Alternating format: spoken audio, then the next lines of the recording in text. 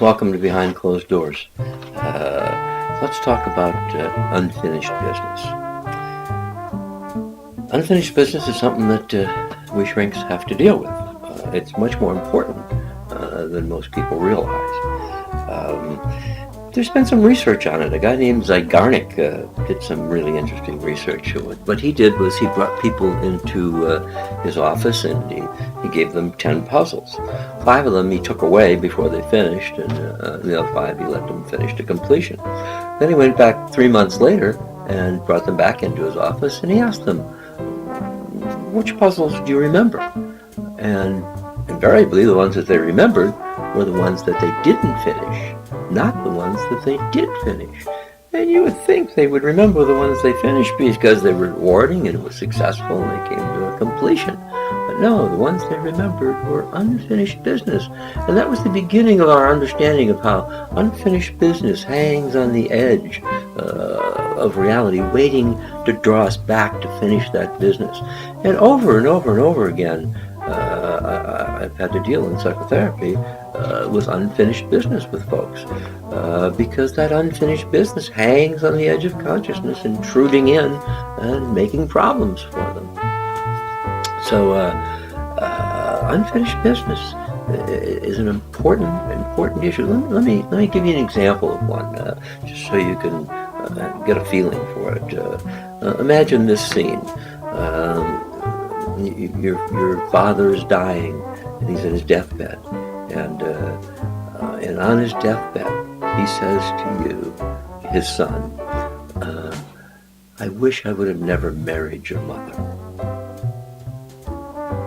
Well, now his son doesn't know how to take that, and takes it as a rejection of him, not a statement about the relationship between his father and his mother. And for years, 30, 40 years, this eats away at him, and he never says anything to anybody about it. Finally, in one of our conversations, he mentions it, and we talk about it. And he tells me how hurt he was and how this has affected his self-esteem for decades. And I told him, of course, that I didn't have any idea what his father meant. I didn't think he was talking about him from the way he described it, but I didn't know, obviously. But what I did tell him was something that's happened over and over and over again as a psychotherapist, and I just want you to know this.